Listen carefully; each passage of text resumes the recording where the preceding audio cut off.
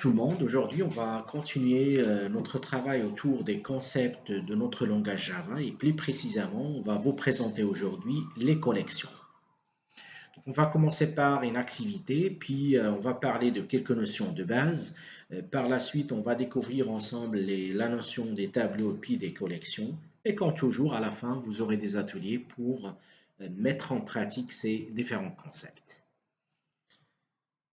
Supposons que vous avez une liste des employés, donc il apparaît bien que l'employé ici il est caractérisé par son ID, un identificateur ou bien matricule, son nom, son adresse, son taux horaire et puis un booléen, sorte, temps partiel, oui ou non.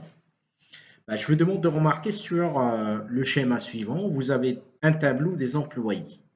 Alors la question qui va se poser par la suite, ben, comment je peux stocker un ensemble énorme d'informations? J'ai pas seulement un seul objet de type employé, mais plutôt j'ai plusieurs objets de type employé. Du coup, comme je vous ai dit tout à l'heure, la question qui se pose, c'est comment stocker ces différents éléments. Et bien sûr, c'est là où il y a l'importance d'utiliser donc une structure qui est capable de sauvegarder un ensemble d'éléments. Ça peut être un ensemble d'éléments homogènes, comme le cas des tableaux. Ça peut être un ensemble d'éléments hétérogènes. Ben, je peux avoir des employés, des fournisseurs, et chaque concept a ses propres, si vous voulez, attributs. Je peux les stocker sur la même structure. Malgré que c'est déconseillé. Normalement, ce qui est logique, c'est une liste ou bien une collection, bien un tableau pour chaque type bien précis. Alors, vous avez plusieurs valeurs que vous voulez stocker, alors automatiquement, vous aurez besoin d'un tableau.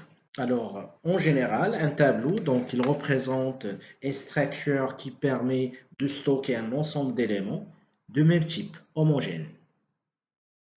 Et un tableau, donc, sera introduit en langage Java par la syntaxe suivante.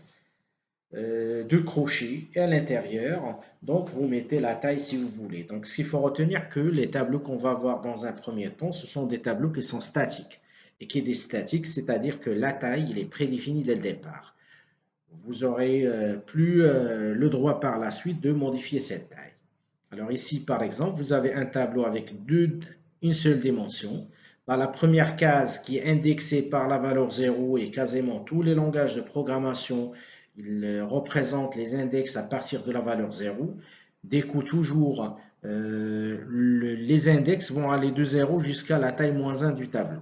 Alors vous avez l'index 0, il y a la valeur 20. Et dans l'index 1, dans la case suivante, vous avez la valeur 17. On peut avoir un tableau avec deux dimensions. Bah, là, on aura besoin de deux paramètres, le numéro de la ligne et puis le numéro de la colonne. 0, 0, la case 0, 0, c'est la première case qui contient la valeur 20. Et puis, comme ça, donc, vous aurez la possibilité de représenter vos valeurs, vos données, sous forme des tableaux. En termes donc de déclaration langage Java, donc vous avez les possibilités suivantes. Bah, je peux déclarer un tableau int et là je vous demande de remarquer la présence des crochets pour dire au système que cette variable tb c'est un tableau qui peut avoir plusieurs valeurs. Et là on parle d'un tableau non initialisé. La deuxième ligne quant à lui il permet de créer un tableau et de l'initialiser avec l'opérateur new qui permet de faire l'allocation de la mémoire. Et des coups, on va créer un tableau de 10 cases. La première case est indexée par 0 et comme je vous ai dit tout à l'heure, la dernière case est indexée par taille -1. 10-1, ça va donner 9, c'est-à-dire les index vont aller de 0 jusqu'à 9. La troisième syntaxe, si vous voulez, donc il permet de déclarer, là je vous demande la présence de virgules. Le crochet que vous avez ici vont être appliqués sur les deux variables. Donc là, c'est la déclaration de deux tableaux non initialisés. Le premier s'appelle TB1, le deuxième c'est TB2. La deuxième, quant à lui, donc il permet de créer deux tableaux avec initialisation. De telle sorte, vous allez dire que le premier tableau, donc il contient 5 cases et le deuxième tableau, donc il contient 10 cases. Cette syntaxe que vous voyez ici, int tb crochet est égal à new int tb int 10 qui permet de créer un tableau avec 10 caractères si vous voulez. Et là, donc, ce qu'il faut retenir, les crochets qu'on a mis ici, ils vont être appliqués tout simplement dans cette syntaxe sur le TB. Value, ça va être une variable de type entier avec la valeur 10. Ici, donc, c'est la déclaration d'un tableau avec 5 chaînes de caractères. Ici, vous avez la déclaration d'un tableau.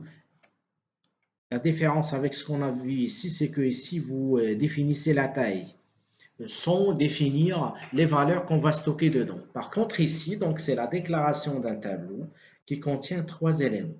Toto, Teti et puis Tata.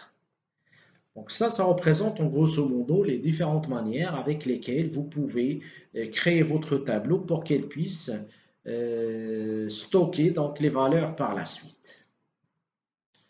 Donc, dans l'exemple suivant, vous avez par exemple un tableau avec 5 éléments, 10, 20, 30, 40, 50. La première case, il contient la valeur 10, la deuxième 20 et la dernière, c'est la valeur 50. Une fois que vous utilisez un tableau, vous aurez besoin de faire un traitement répétitif qui va toucher toutes les cases. Et du coup, vous aurez besoin d'une boucle. Est-ce qu'on connaît le nombre d'itérations dès le départ? Bien sûr que oui, puisque vous connaissez la taille du tableau. C'est pour ça que je vous demande de remarquer, pour parcourir votre tableau, les index commencent à partir de la valeur 0, du coup, ils commencent à partir de la valeur 0. On va s'arrêter à la taille moins 1. Chaque tableau dispose d'une propriété qui s'appelle l'int, qui permet de retourner sa taille et sa longueur en général. Tant que i est égal à 0, commence à partir de 0.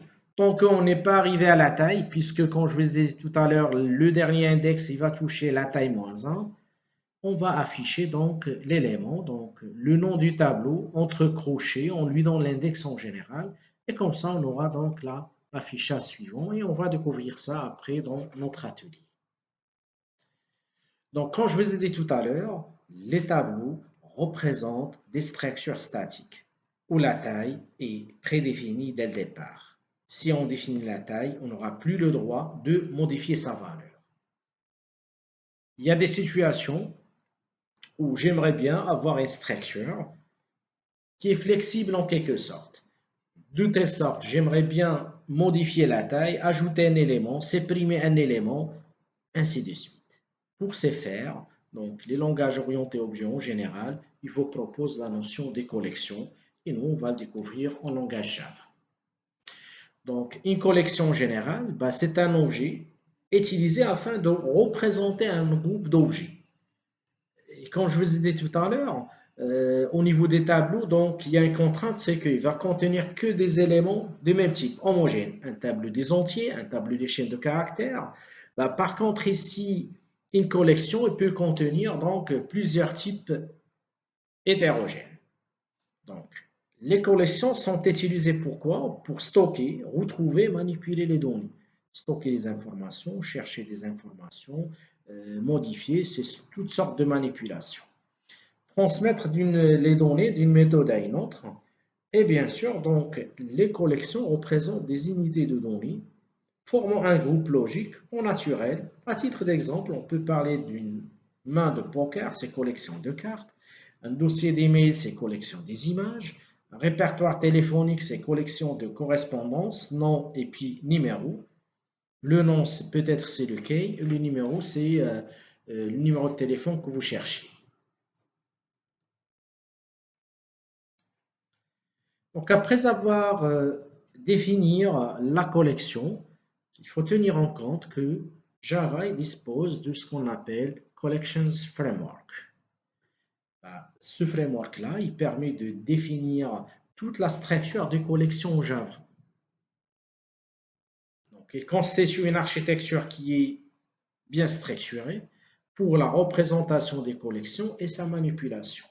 Il y a tout un framework, un cadre de travail fourni avec Java qui vous permet de l'utiliser pour représenter et manipuler vos collections.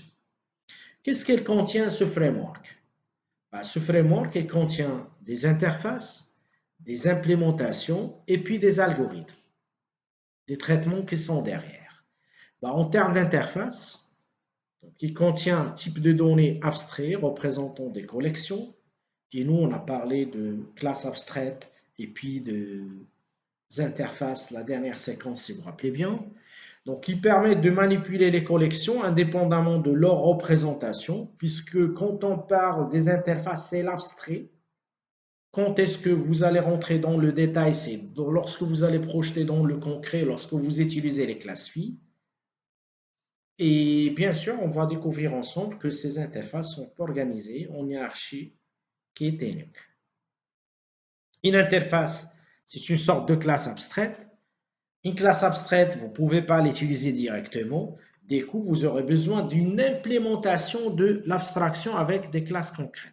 Alors, la partie implémentation concrète des interfaces structure des données réutilisables et fournit donc pour accélérer le développement dont tout vous aurez besoin dans votre programme. À l'intérieur, vous avez un ensemble de traitements, bien des algorithmes.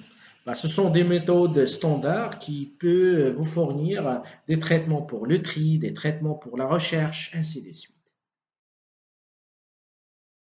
En termes de structure, donc, il existe trois groupes d'interfaces liées aux collections, plutôt quatre groupes. Les collections, donc il est sous la racine de la structure des collections. Il représente un groupe d'objets, éléments, peut autoriser ou non le duplicata, c'est-à-dire je peux avoir une liste où les valeurs se répètent avec duplicata, quand je peux avoir une liste qui va interdire les duplicata. Si une valeur est insérée, donc ça va être unique. Il peut contenir un ordre intrinsèque ou pas. Donc on peut se retrouver avec des structures qui peuvent ordonner et classer vos données.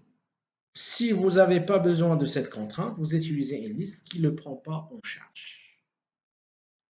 Deuxième groupe, les maps. À ce niveau-là, donc, le map, c'est un objet qui établit des correspondances entre des clés et des valeurs. Tout à l'heure, on a parlé de numéro de téléphone et nom de la personne. Si j'identifie le nom qui est unique dans mon répertoire, donc il va identifier le numéro de téléphone correspondant. Donc il y a le couple key-value. Donc on ne peut en aucun cas contenir des duplicata, puisqu'il y a un ID qui va référencer donc une valeur, bah, automatiquement et logiquement on n'aura plus de duplicata des valeurs qui se répètent. Et chaque clé ne peut correspondre qu'une seule valeur au plus. Le troisième groupe, c'est les interfaces de comparaison. Alors, permet le tri des objets de type implémentant l'interface. Donc, il y a deux versions. Donc, il y a comparateur, une méthode que vous pouvez intégrer dans votre classe en question. Comparable, c'est une interface. Là, vous pouvez l'implémenter pour bénéficier de cette, si vous voulez, ce traitement de comparaison en général. Le dernier groupe, c'est les itérateurs. Ça vient des itérations. Bah, c'est un mécanisme qui va vous permettre, sans rentrer dans le détail, de parcourir une collection. Donc, il permet de gérer les éléments d'une collection. Et comme ça, donc, vous aurez ces quatre groupes qui vont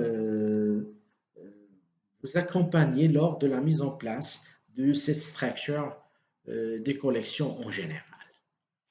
Alors, pour les collections, comme je vous ai dit tout à l'heure, il est à la racine de la structure des collections, son ordre spécifique. Le duplicata, il permet, donc c'est-à-dire je peux avoir des éléments qui se répètent. Et bien sûr, donc il permet de définir le comportement standard des collections, à savoir la vérification du nombre d'éléments. Donc là, on peut se retrouver avec les méthodes suivantes. Size, qui permet d'identifier la taille de votre liste. Tout à l'heure, en termes de tableau, je vous ai parlé de la propriété length, qui permet de retourner donc la longueur et puis la taille de votre tableau. Est-ce empty, donc n'est pas vide, qui permet de vérifier est-ce que le tableau contient des éléments. Il y a donc des tests d'appartenance d'un objet à la collection. C'est ce qu'on appelle le contents. Est-ce que cet élément fait partie de la liste? Il y a des éléments d'ajout, de suppression. C'est pour ça qu'on parle des tableaux dynamiques, comme je vous ai dit tout à l'heure. Vous pouvez ajuster la taille selon les besoins. Et là, on peut parler de la méthode add qui permet d'ajouter un objet dans la liste et la méthode remove qui permet de supprimer un objet. Et bien sûr, il permet de fournir un itérateur pour parcourir la collection en utilisant donc la méthode itérateur. Et bien sûr, vous aurez donc des propriétés qui peuvent agir sur tous les éléments de votre collection, à savoir add all, clear qui permet d'effacer, contains all qui permet de chercher partout dans votre liste. Toujours en termes de collection, on peut parler de trois variantes principales. Donc il y a les sets, là où les duplicata sont interdits, sans ordre spécifique. Il y a les listes, donc les duplicata sont permis, contient un ordre spécifique intrinsèque, là où vous pouvez l'appeler parfois des séquences. Il permet donc deux méthodes d'accès particulières. Donc vous avez le positional access, comme les tableaux, il est basé sur l'index, et search, qui est basé sur la recherche d'un objet, en particulier dans la liste, et renvoie de son numéro d'index, ou bien sa position dans la liste en général. Le sorted set, à partir du terme sorted, qui veut dire les collections triées. Donc, si tout à l'heure, on n'a pas parlé dans le set, il n'y a pas un ordre bien spécifique, dans le sorted set, il y a deux choses. C'est que duplicata interdit comme les sets. En plus de ça, il contient un ordre spécifique intrinsèque. On va le découvrir lors des ateliers par la suite. Et du coup, on peut dire, à partir de collections, on peut avoir des sets comme on peut avoir des listes. Les sets, il ne permet pas le duplicata, ce qui n'est pas le cas pour la liste. Les sets, ils n'ont aucun ordre spécifique, c'est le même cas pour les listes, elles disposent d'une méthode sort qui permet de trier. À partir du set, si l'ordre est très important dans votre contexte, vous allez utiliser un sorted set qui est lui-même ne permet pas les duplicata et en même temps, il permet de mettre en place un ordre bien spécifique. Ça, c'est en termes des collections. On passe maintenant aux interfaces map. Alors, comme je vous ai dit tout à l'heure, map, c'est un objet qui contient le couple key-value. Ne peut pas contenir des doublons. Donc, les clés sont primaires, c'est-à-dire je ne peux pas avoir une clé qui permet d'identifier plusieurs valeurs. Si j'avais la clé 1, ça va être unique. Il fournit tant d'opérations. Put key value qui permet d'insérer donc un nouveau élément dans votre map avec son key puis sa valeur. Vous avez le getKey qui permet de récupérer la valeur des lignes à partir de sa clé. Remove pour la suppression. ContentKey pour chercher une clé. ContentValue pour chercher une valeur. Size pour retourner la taille de votre map. Is empty, est-ce qu'elle est vide ou non? Il peut générer une collection qui représente les couples, comme je vous ai dit tout à l'heure, clé-value. Donc, il existe aussi des maps permettant de faire correspondre plusieurs valeurs à chaque clé. Il y a des sorted maps qui fournissent des maps naturellement créées, comme le cas tout à l'heure de sorted set. Pour les interfaces itérateurs, comme je vous ai dit tout à l'heure, itérateur, ça vient d'itération.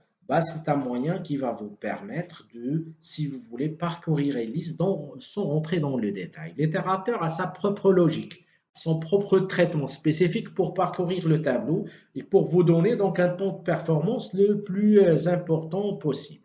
Donc, il permet de gérer les éléments d'une collection. Toute collection peut fournir son itérateur qui va lui donner, il va lui déléguer la tâche de parcours si vous voulez, qui permet la suppression d'éléments, l'ajout, etc.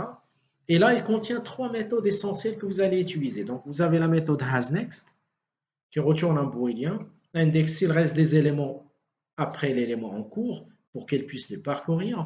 Next, il retourne un objet, fournit l'élément suivant de la collection et remove qui permet de supprimer l'élément en cours. Par exemple ici, on va lui dire parcourir notre liste. Donc on a une liste, une collection C. On va déclarer notre itérateur qui va faire appel à l'itérateur implémenté dans la collection C.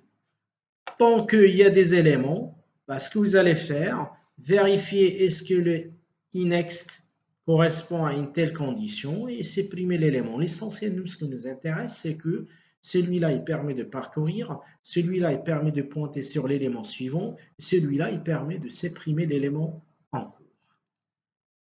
Le dernier groupe que je vous ai montré tout à l'heure, c'est les interfaces de comparaison. Bah, là, il y a deux interfaces. Vous avez comparable. Bah, il fournit une méthode de comparaison au sein d'une classe. Impose de redéfinir une seule méthode. Quand vous faites l'implémentation de cette interface, il va vous imposer de redéfinir la méthode public int compare2 qui permet de comparer deux objets. Alors cette fonction, il retourne un entier. Un, c'est l'objet courant et l'objet O en question fournis dans la même méthode. 0, c'est l'objet courant. S'il est supérieur, bien sûr, ici, c'est sont égaux, il va retourner la valeur 0. Si l'objet courant est inférieur à l'objet O, il va fournir si vous voulez, la valeur moins 1. L'interface comparateur permet de définir une classe servant de comparateur à une autre. Donc, vous allez créer une classe intermédiaire. Donc, il impose de redéfinir lui-même une seule méthode. C'est la méthode compare. Tout à l'heure, c'était compare2 puisqu'on hérite à partir de comparable. Pour comparateur, il exige la redéfinition de cette méthode. Lui-même, il va retourner les mêmes valeurs. Si l'objet 1, ici, si vous vous rappelez bien, un seul paramètre, ici, dans une autre classe, vous pouvez intégrer donc la comparaison de deux objets. Alors, du coup, il y a deux objets ici, sachant que l'autre est un seul objet. Si le O1 supérieur à O2, il va retourner 1. S'ils sont égaux, donc on va se retrouver avec la valeur 0. Si O1 est inférieur à O2, on va se retrouver avec la valeur moins 1. Donc ça, c'est un exemple. Bah, vous avez une classe qui implémente comparable. Cette classe, elle dispose de deux attributs. First name et puis last name. Le constructeur qui permet de faire l'initialisation. Je vous ai dit tout à l'heure, lorsque vous implémentez cette interface, il vous exige d'implémenter la méthode compare2, sa signature, elle est dans l'interface. Donc, on va comparer l'objet courant avec cet objet O. Bah, du coup, la première des choses, puisque là, je vous demande de remarquer O, il dispose de type object. Et nous, on est dans une classe qui s'appelle name. La première des choses qu'on va faire, c'est le cast, la conversion de type. Si vous vous rappelez bien, lorsqu'on a parlé de l'héritage, je vous ai dit qu'en langage Java, toutes les classes héritent à partir d'une classe prédéfinie object.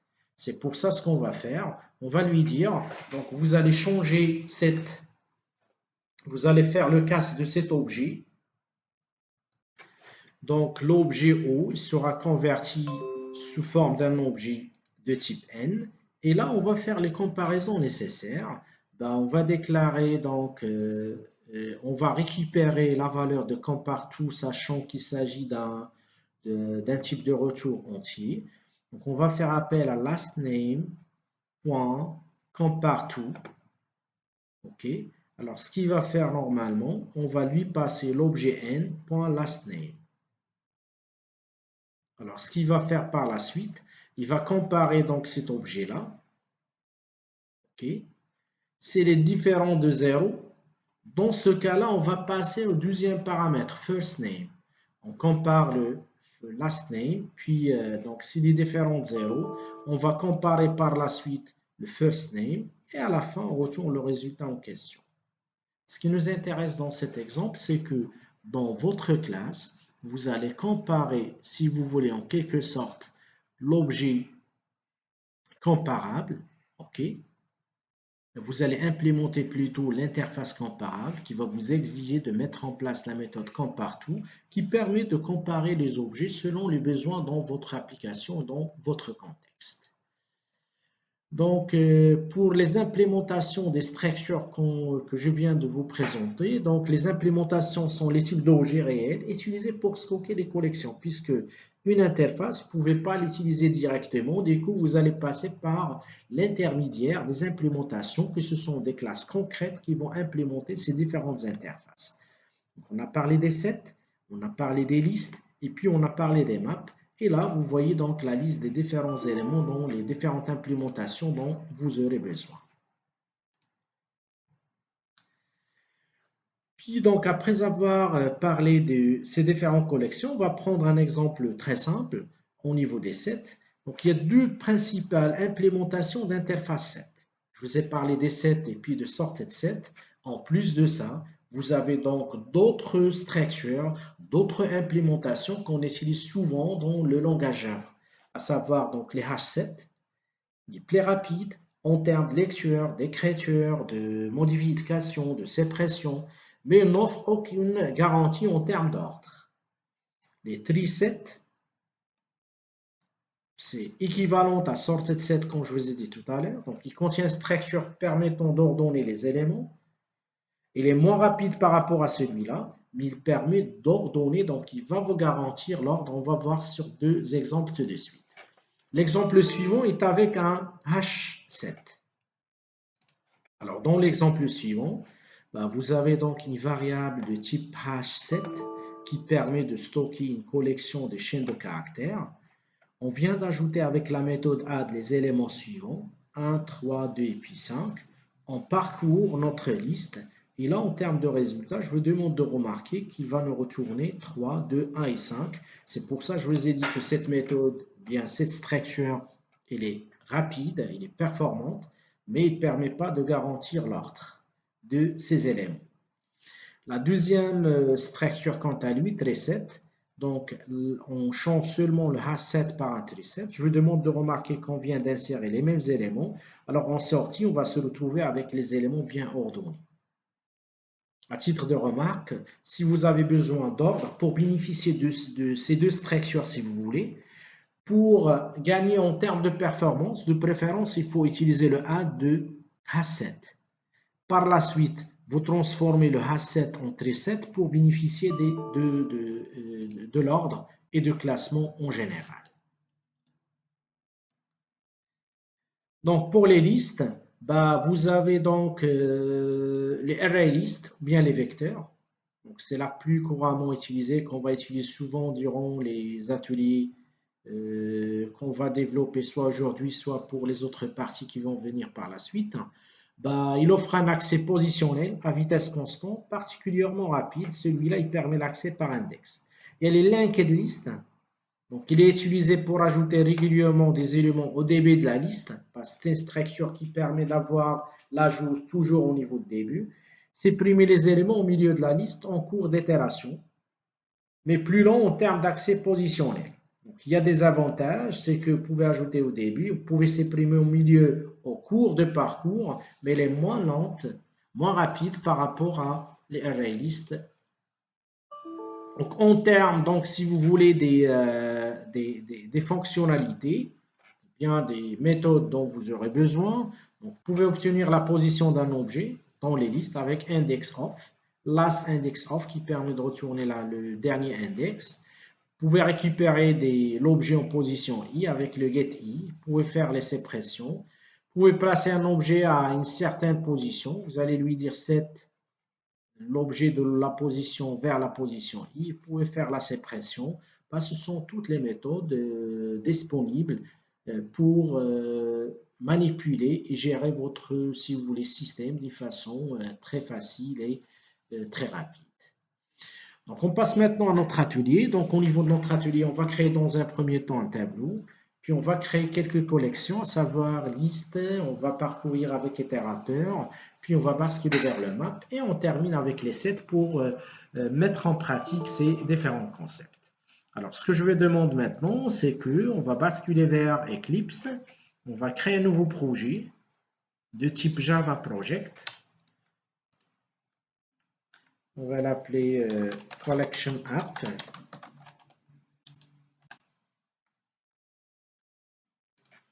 J'aurai plus besoin des perspectives. Alors, la première classe qu'on va créer, on va la mettre dans un package Collection. On va l'appeler Tab Class.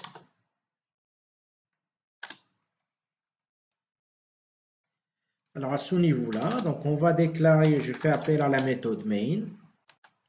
On déclare un tableau des entiers, donc int tab. Et là, comme je vous ai dit tout à l'heure, j'aurai besoin de mettre les crochet. Je peux l'initialiser dès le départ avec les valeurs suivantes. Je peux lui dire que mon tableau contient la valeur 1, la valeur 3, la valeur 2 et puis 5, à titre d'exemple. Alors, pour parcourir le tableau, j'aurais dû faire la chose suivante.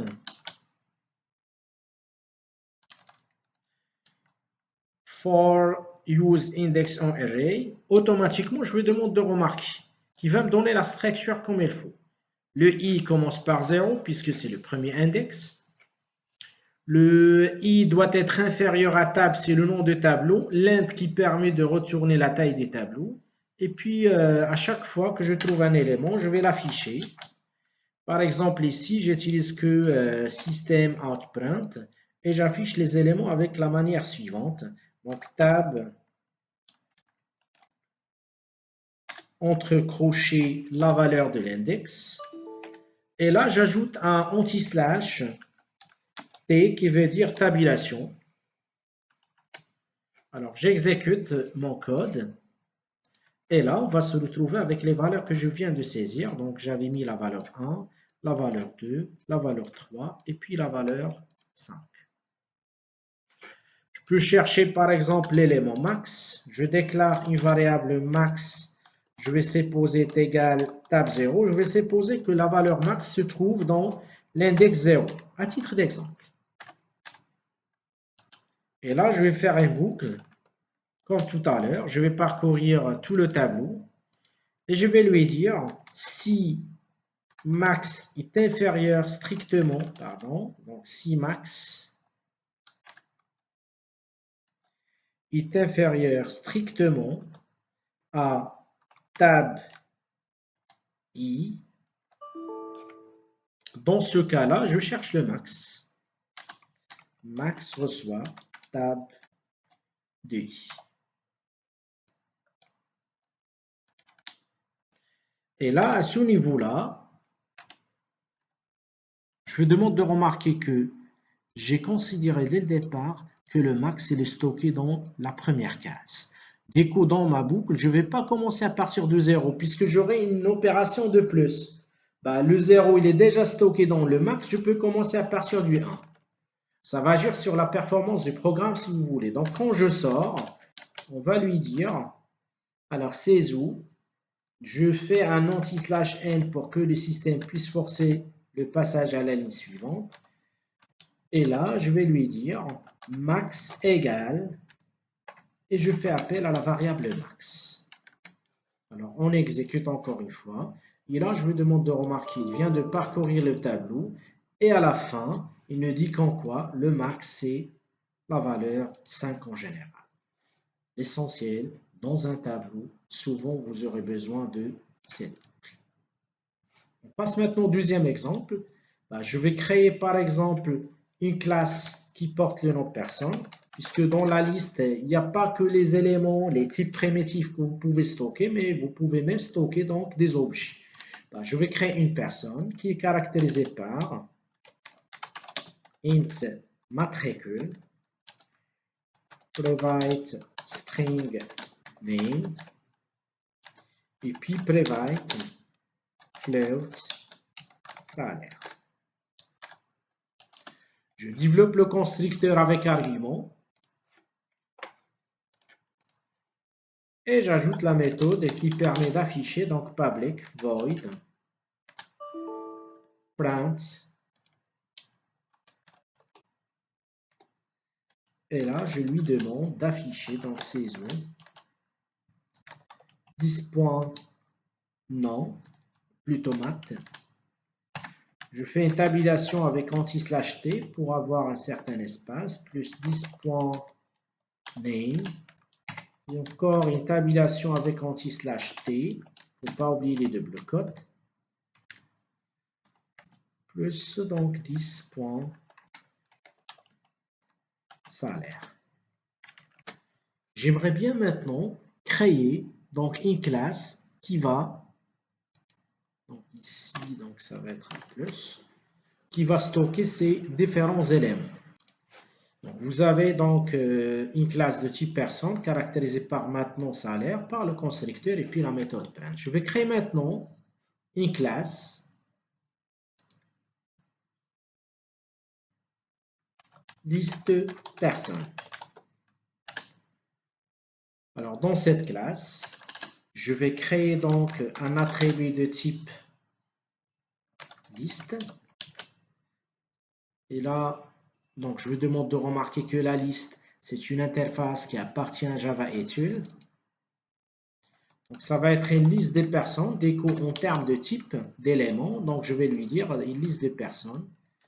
Je vais l'appeler personne par exemple. Au niveau de constructeur, pardon. Alors au niveau de constructeur,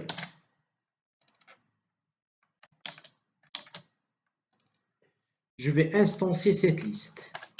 Je vais lui dire que personne est égal à new. Alors, est-ce que je peux faire new list? Automatiquement que non, puisque list, c'est une interface. Par contre, il y a donc une implémentation de la liste qui s'appelle ArrayList. Lui-même, ça va être une liste de personnes.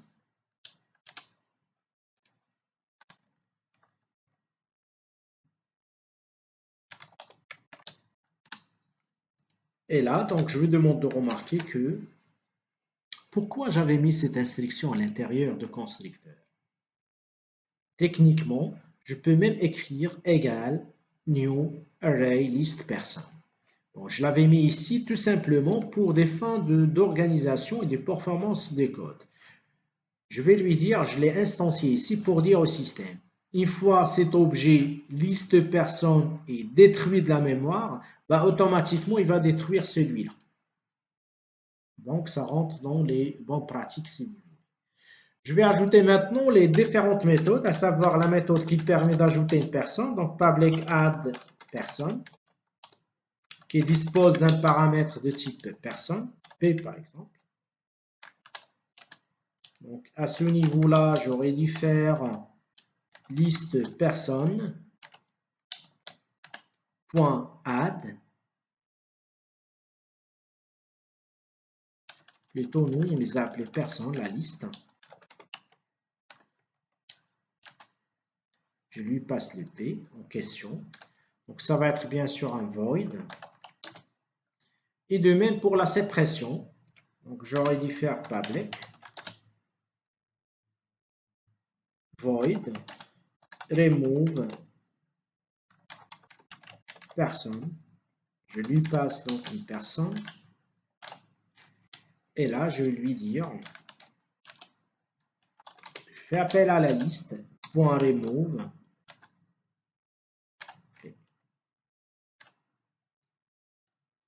La dernière méthode, c'est pour parcourir, donc public void print personne avec sans argument. Donc à ce niveau-là, j'aurais dû faire la chose suivante. Je vais parcourir la liste. Là, on a deux méthodes. Comme les tableaux, vous pouvez faire for i. Donc je peux faire la chose suivante. Je peux faire une itération sous index and array. Et là, je vais demander de remarquer, je commence à partir de 0. Je vais lui dire ici, la liste s'appelle personne. Et là, je fais appel à size. Je peux utiliser cette méthode qui est équivalente à ce qu'on a vu tout à l'heure avec les tableaux, sauf que tout à l'heure, c'était la propriété lint. Avec la collection ArrayList, j'utilise size. Il y a une autre méthode très simple, et la suivante. C'est ce qu'on appelle le for each. Je fais appel à for each. Là, c'est un itérateur over an array or iterable. Alors là, je vais demander de remarquer, il va parcourir la liste. À chaque fois qu'il trouve un élément, il va la mettre dans une variable qui s'appelle personne tout en minuscule, qui est de type personne. Moi, qu'est-ce que je vais faire par la suite? J'aurais dû faire tout simplement personne.print. Et là, il va me permettre d'afficher tous les éléments. Donc, voilà notre classe en question. Liste de personnes. Il dispose d'une liste. Ça, c'est une interface. Pour l'instancier, pour des fins de performance, on les a instanciés à l'intérieur du constructeur pour garantir lorsque je plie l'objet liste personne, automatiquement, il va supprimer donc cet objet-là. On a implémenté via ArrayList qui représente une classe concrète. La méthode add-person, il permet d'ajouter une personne en se basant sur la méthode add qui est définie dans le ArrayList.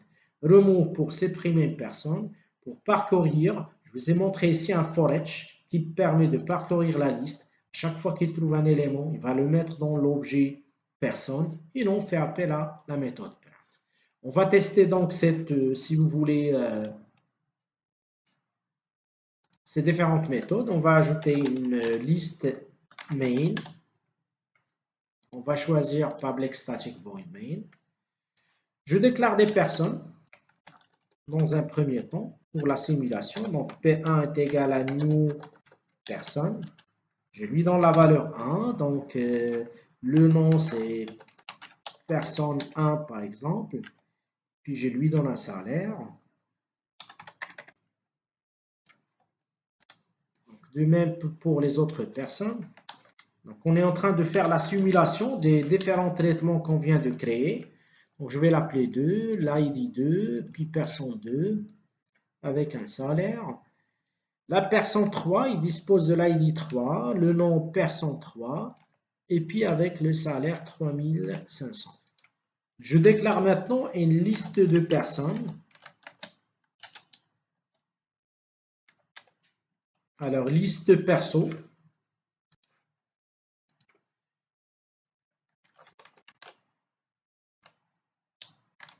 Donc, je vais l'instancier.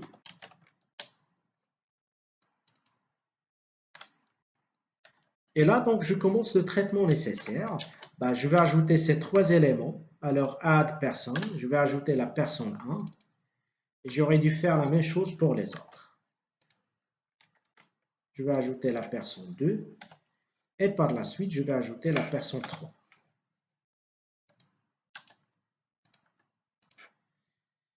Alors, par la suite, je fais appel à CESO.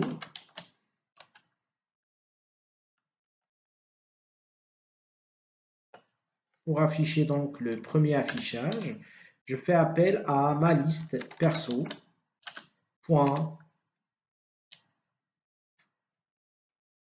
Print personne. Quand j'exécute, je vous demande de remarquer, j'ai pu insérer les éléments dans la liste et quand je parcours, il affiche tous les éléments. Par la suite, je fais appel à la méthode remove.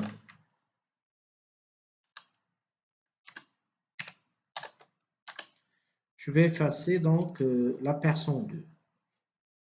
Je réaffiche la liste encore une fois. After remove, par exemple. Et là, je réaffiche la même liste. J'enregistre, j'exécute. Et là, je lui demande, donc avant la suppression, j'avais 3 éléments. J'ai effacé l'utilisateur, ou bien l'employé, ou bien la personne 2. Je me retrouve avec le 1 et le 3. Et du coup, ça montre la facilité d'utilisation en général des collections. Alors, par la suite, on va intégrer donc un itérateur pour vous montrer donc l'utilité d'itérateur dans votre liste si vous voulez.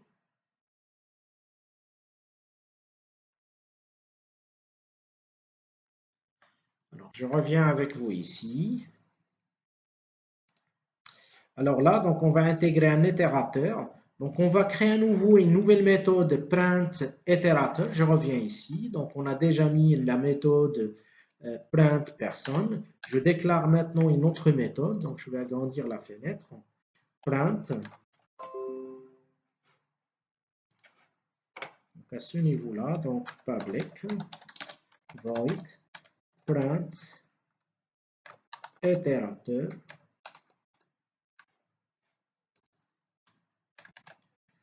Donc à ce niveau-là, ce que vous allez faire, donc dans la signature de la méthode, on fait appel à notre interface itérateur. Donc ça va être un itérateur qui va parcourir des personnes. On va l'appeler itérateur. On va le lier avec notre liste. Alors notre liste s'appelle personne. Dès qu'on va faire appel à personne, point, automatiquement le système il va s'exiger donc itérateur. Et là, on va parcourir avec les méthodes que je vous ai montrées tout à l'heure au niveau de la présentation. While itérateur .hasNext. Tant qu'il y a des nouveaux éléments, alors ce qu'on va faire, c'est que on va faire appel, on va récupérer l'élément qui est de type personne avec la méthode next. On va faire appel à la méthode print. Donc voilà une autre façon pour parcourir celui-là. Donc il délègue la tâche à l'itérateur, surtout lorsqu'il s'agit d'une liste qui est c'est important. Alors pour l'affichage, alors je vais utiliser ça. Print with iterator. Et là, je fais appel à la méthode que je viens de créer. C'est la méthode print iterator. Quand j'exécute, je me demande de remarquer que le premier affichage avec la méthode forEach, le deuxième affichage après la sépression, le troisième affichage sur la liste après sépression avec le itérateur. Et voilà donc comment vous pouvez mettre en place ces différents éléments. On bascule maintenant vers les maps. Donc on va créer donc une autre classe pour manipuler les maps. Et à ce niveau-là, on va faire appel à une autre classe sur laquelle on va gérer la liste des maps en général. Alors je vais créer donc une nouvelle classe. On va l'appeler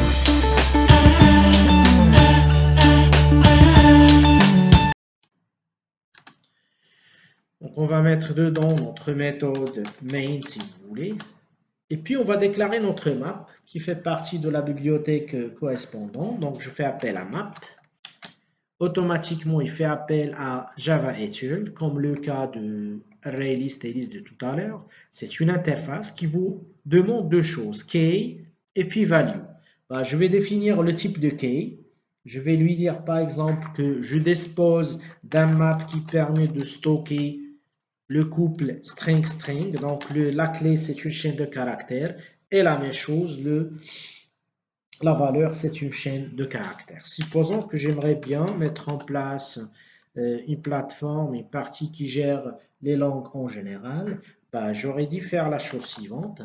Alors là, j'ai déclaré un map qui est une interface, mais dans l'autre côté, donc je fais appel à un hashmap qui permet d'implémenter l'interface. Alors par la suite, pour ajouter des éléments, c'est pas comme les listes. Je vous ai montré la méthode put. Alors .put. Alors là, il demande deux choses, le key et puis value. On va lui dire s'il s'agit de fr. Ici, on parle de français. Voilà.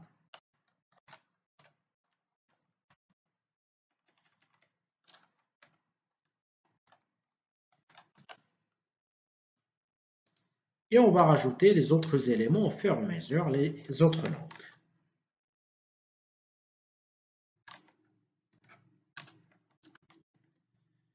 Alors, la deuxième, ça va être English par exemple.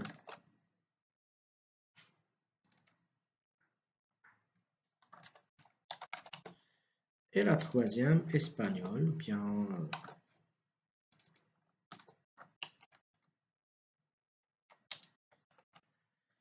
Maintenant, notre liste, elle contient les éléments, trois éléments avec key value. Alors, par la suite, je peux parcourir que les keys. Donc, je peux utiliser donc afficher les clés. Du coup, j'aurais dû faire la chose suivante. Case. Et là, je fais appel à la méthode. Mon map, il porte le nom language. Et là, je fais appel à la méthode key qui permet de retourner, là je vous demande de remarquer la liste de toutes les clés.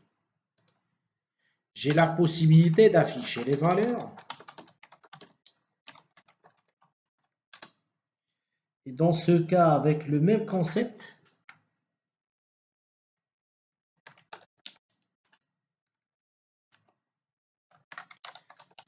values, je fais appel à mon map.values.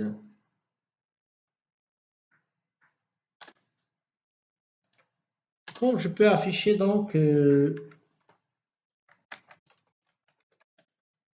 des couples. Et dans ce cas, je fais appel toujours à saison.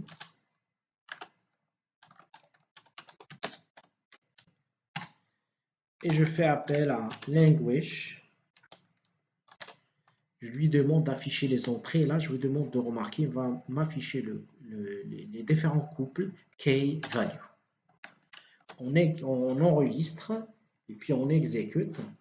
Et là, je lui demande de remarquer, il m'a parcouru la liste en affichant toutes les clés. La deuxième méthode values, il permet d'afficher toutes les valeurs. La dernière valeur, quant à lui, permet d'afficher les couples, à savoir key ainsi que value. Et avec ce principe-là, vous pouvez stocker les éléments sans aucun problème. Alors, après avoir vous montré les maps, donc on va basculer maintenant vers une autre partie, si vous voulez, c'est les sets. Du coup, on va découvrir, comme je vous ai montré tout à l'heure, les H7 et puis les tree-sets. Alors, à ce niveau-là, donc on va basculer vers notre Eclipse et puis on va créer la première classe concernant donc les H7. Donc, à ce niveau-là, je vais créer une classe.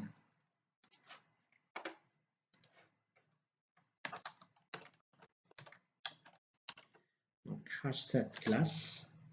Je vais mettre dedans le main. Le même exemple, on va le traiter avec les deux méthodes pour vous montrer, donc, si vous voulez, la différence entre ces différents éléments. Donc, je déclare un H7. On va mettre dedans peut-être des chaînes de caractères ou quoi que ce soit, donc le type que vous voulez mettre en place, même l'objet personne que je vous ai montré tout à l'heure. On va l'appeler un H7 et on fait appel à notre constructeur. Par la suite, on va insérer les éléments avec le add. J'ajoute dans un premier temps la valeur 1 et par la suite, au fur et à mesure, j'ajoute les autres éléments. Je vais ajouter par la suite la valeur, donc je vais donner dans un ordre perturbé pour voir le système, comment il va se comporter devant cette situation. Et par la suite, j'aurais dû faire un for each pour parcourir la liste. À chaque fois que je trouve un élément, je vais la mettre dans une variable element, par exemple, parce que le système m'a proposé string, j'utilise un mot plus significatif. Et là, on demande au système de faire l'affichage nécessaire. Donc avec notre CESU, on fait appel à cette variable element. On a H7, on a intégré les éléments dans cet ordre, 1, 3, 2, 5. On demande de faire l'affichage. On exécute. Là, je lui demande de remarquer que, après avoir donc exécuté notre élément, il apparaît bien que, au niveau d'affichage, le système nous a affiché donc les éléments suivants. Donc, on a ajouté le 1, on a ajouté le 3, le 2 et puis le 5. On parcourt la liste et là, on se retrouve avec les éléments suivants. On va découvrir maintenant avec notre tree-set qu'est-ce que ça donne comme résultat. Comme je vous ai dit tout à l'heure, les H7 en général, en termes de performance, sont plus rapides par rapport à ce qu'on a vu tout à l'heure et par rapport à tree-set qu'on va voir tout de suite. Alors, après avoir donc développé avec le H7, je vais copier la même classe. Ou plutôt, je vais créer donc une nouvelle classe qui porte le nom tree-set class avec le void main.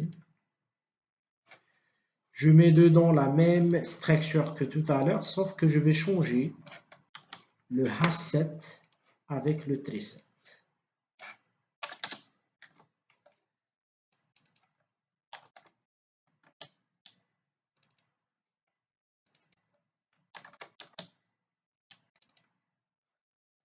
En termes de méthode, on dispose de même méthode. Donc, ici, je me suis trompé, ça va être un tree7, puisque là, chargé ma classe en question. Et là, il va me demander d'importer donc le tree7 qui appartient à Java Etude. Alors, une fois qu'on exécute, l'ordre il est garanti. Je donne ici par exemple 5, puis ici je donne 4, puis ici je donne la valeur 2. Donc automatiquement, avec le tree7, je vous demande de remarquer que les valeurs sont bien ordonnées. Malgré qu'au départ, j'ai demandé l'insertion de 1, puis de 5, de 4 et puis de cet élément. J'aurais dû faire la même chose pour l'autre côté, pour le H7.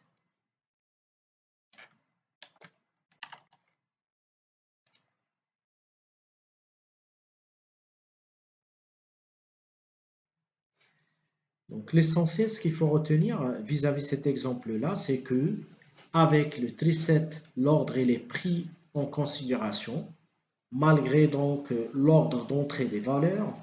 Par contre, il est moins rapide par rapport à H7. Le plus important durant cette, si vous voulez, présentation, c'est vous montrer que parmi les API Java que vous pouvez utiliser, il y a l'API Java Etude qu'on vient de découvrir aujourd'hui. Et lorsque vous avez un ensemble énorme d'informations et vous les déstocker, donc automatiquement, vous allez penser à les mettre soit dans un tableau statique, soit dans un tableau dynamique, c'est les collections. Et aujourd'hui, c'était l'occasion de vous montrer donc la structure des collections. Vous avez des interfaces. À partir de ces interfaces, vous pouvez faire des implémentations et vous aurez donc des traitements à exécuter derrière, tels que le tri, la recherche, etc. Donc, ces différentes listes que je vous ai présentées aujourd'hui, donc on va l'exploiter dans les ateliers qui vont venir par la suite. Donc, la vidéo prochaine, on va le consacrer aux techniques d'accès aux bases de données, sur laquelle on va voir ensemble comment faire la lecture, l'écriture dans une base de données MySQL ou d'autres, tout en utilisant notre langage Java. Si vous avez des questions, n'hésitez pas à les poster en dessous de la vidéo. Je vous remercie et à la prochaine.